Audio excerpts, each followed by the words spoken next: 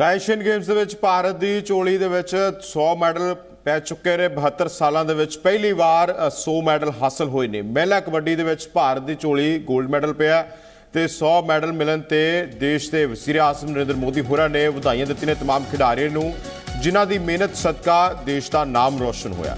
ਹੁਣ ਤੱਕ ਭਾਰਤ ਦੀ ਝੋਲੀ 24 골ਡ, 35 ਸਿਲਵਰ ਤੇ 40 ਕਾਂਸੀ ਦੇ ਤਗਮੇ ਪੈ ਚੁੱਕੇ ਨੇ ਤੇ ਉੱਥੇ ਇੱਕ ਚੰਗਾ ਕਦਮ ਖੇਡਾਂ ਵੱਲ ਭਾਰਤ ਦੇ ਖਿਡਾਰੀਆਂ ਦਾ, ਵਿਸ਼ੇਸ਼ ਤੌਰ ਤੇ 72 ਸਾਲਾਂ ਦੇ ਵਿੱਚ ਪਹਿਲੀ ਵਾਰ 100 ਮੈਡਲ ਹਾਸਲ ਹੋਏ ਨੇ। ਸੋ ਮਹਿਲਾ ਕਬੱਡੀ ਦੇ ਵਿੱਚ ਭਾਰਤ ਦੀ ਝੋਲੀ 골ਡ ਮੈਡਲ ਹਾਸਲ ਹੋਏ ਨੇ। ਤਾਂ ਹੁਣ ਤੱਕ भारती है।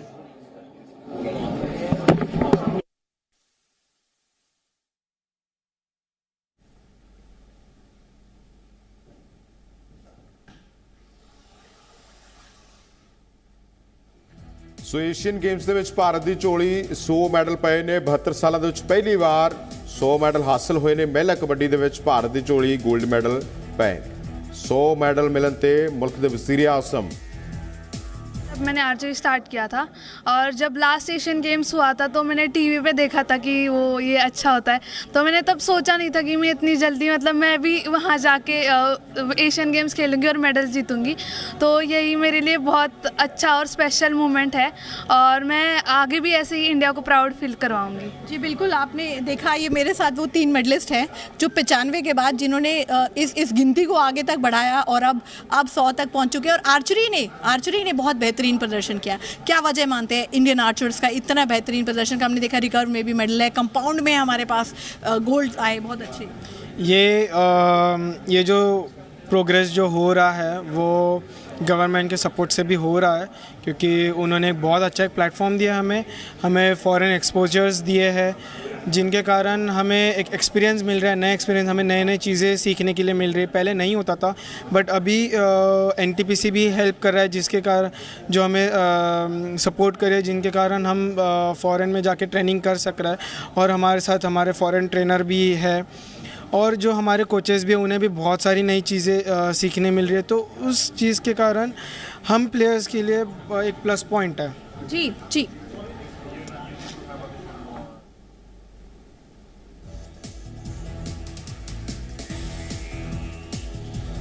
ਸੋ ਕਾਫੀ ਜਿਹੜੀ ਹੈ ਖੁਸ਼ੀ ਮਹਿਸੂਸ ਜਿੱਥੇ ਕੀਤੀ ਜਾ ਰਹੀ ਹੈ। ਤਾਂ ਉੱਥੇ ਇਹਨਾਂ तमाम ਖਿਡਾਰੀਆਂ ਤੇ ਪੂਰੇ ਦੇਸ਼ ਨੂੰ ਮਾਣ ਵੀ ਹੈ। जी जी जी जी जी खिलाड़ी जब यहाँ तक आता है बहुत से सैक्रिफाइस करता है, डाइट का ध्यान आपको रखना पड़ता है, परिवार से दूर रहना पड़ता है। अब ये आपने अचीव कर लिया है ये सब, जब आप लौट कर जाएंगे तो क्या ख्वाहिश आपके मन में है, चाहे वो खाने को लेकर हो, चाहे परिवार से मिलने को लेकर, क्या ख्वाहिश आपके मन में?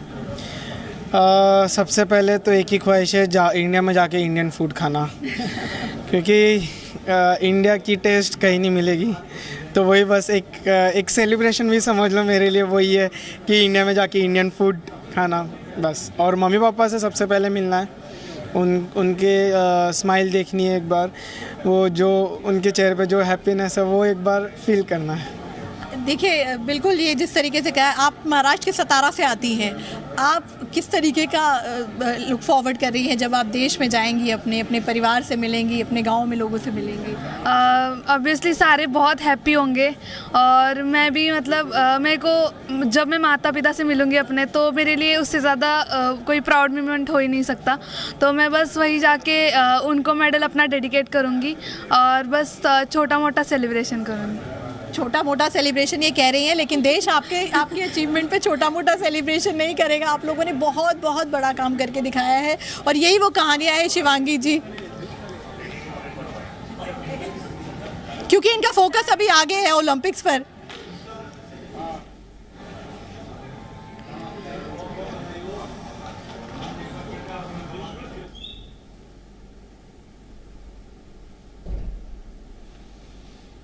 ਸੋ ਇਹਨਾਂ तमाम ਖਿਡਾਰੀਆਂ ਤੇ ਪੂਰਾ ਦੇਸ਼ ਮਾਣ ਮਹਿਸੂਸ ਕਰ ਰਿਹਾ ਹੈ ਤੇ ਉੱਥੇ ਹੀ ਇਹਨਾਂ ਨੂੰ ਵੀ ਕਾਫੀ ਖੁਸ਼ੀ ਹੈ। ਤੇ ਉੱਥੇ ਮੁਲਕ ਦੇ ਵਜ਼ੀਰ ਆਜ਼ਮ ਨਰਿੰਦਰ ਮੋਦੀ ਹੋਰਾਂ ਨੇ ਵੀ तमाम ਖਿਡਾਰੀਆਂ ਨੂੰ ਜਿਨ੍ਹਾਂ ਨੇ 골ਡ ਮੈਡਲ ਜਾਂ ਫਿਰ ਵੱਖ-ਵੱਖ ਖੇਡਾਂ ਦੇ ਵਿੱਚ ਮੈਡਲ ਹਾਸਲ ਕੀਤੇ ਨੇ, ਉਹਨਾਂ ਨੂੰ ਵਧਾਈਆਂ ਦਾ ਜਿਹੜਾ ਸਿਲਸਿਲਾ ਨਿਰੰਤਰ ਵਾਧਾ ਹੋਇਆ नजर आ रहा है, ਵਧਾਈਆਂ ਦਿੱਤੀਆਂ जा रही हैं। पूरी क्योंकि पूरी टीम खुश है, ये टीम वर्क है।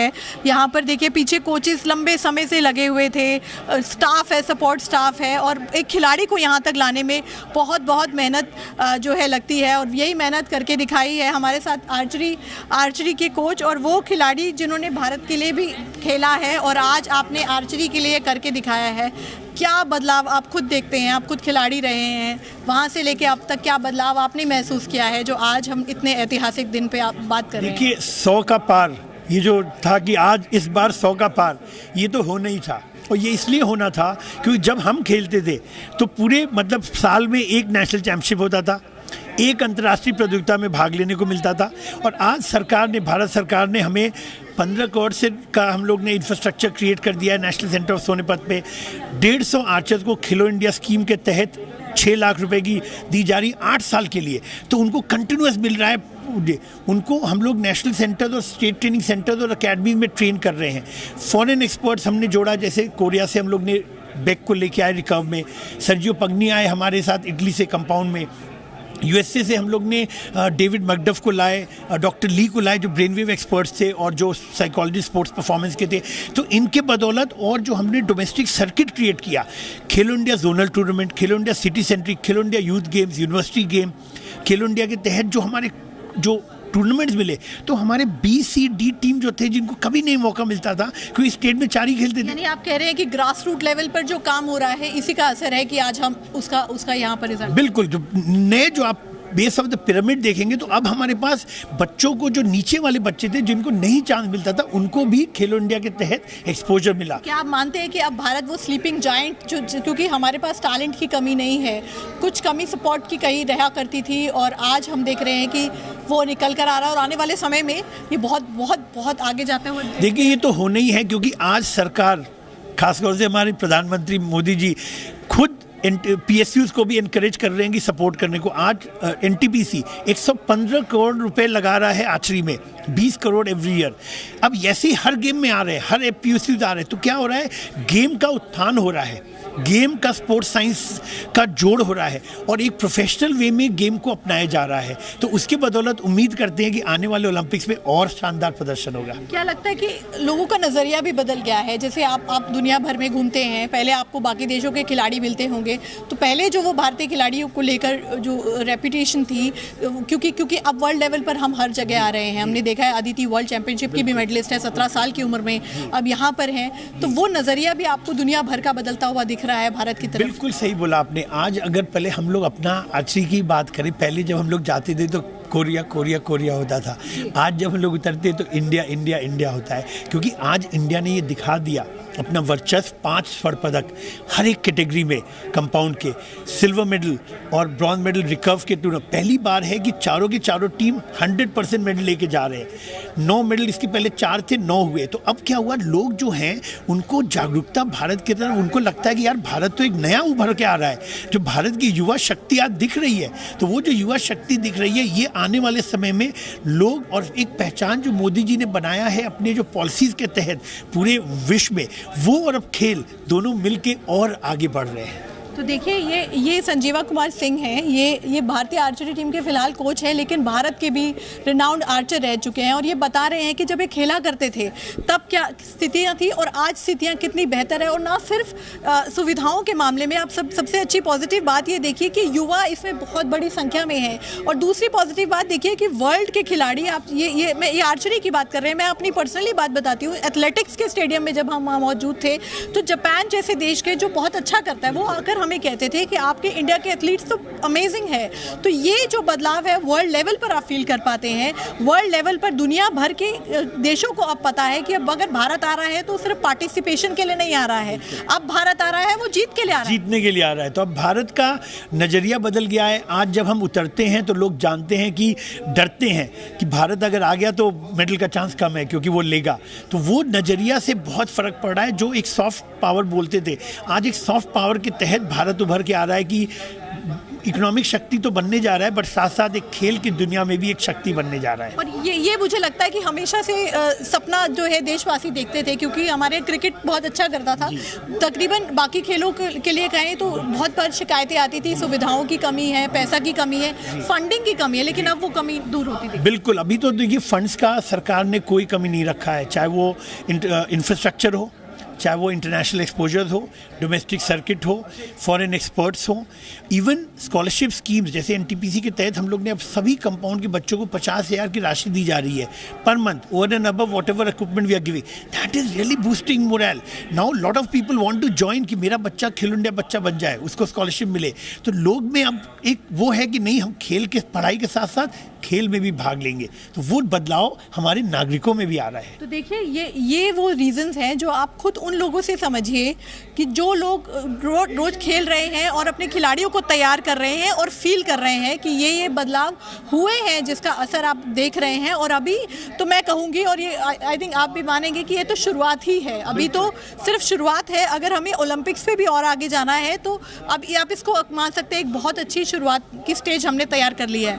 आगे आने वाले समय में अगले साल पेरिस ओलंपिक्स है, और अगले ओलंपिक्स अगर 2028 ओलंपिक्स तक का भी टारगेट सेट करे तो भारत बहुत अच्छी पोजीशन पर जा सकता है। बिल्कुल, जो अब देखिए बहुत सारे nurseries, national centre for excellence, state training centres, academies, private players are coming in, PSUs are coming in, so that is going to create a grass root level पे जो हमारे बच्चों को तैयार करने का मौका मिलेगा, उससे हमारा 28 और 32 ओलंपिक्स में मदद होगा। जी बिल्कुल, बिल्कुल ये मैं आपको जी ये बिल्कुल मैं आपको ये बता रही हूँ कि, और ये समझा भी रहे हैं कि क्या वजह है कि आज हम ये दिन सेलिब्रेट करते हैं। Over to you Shivangi.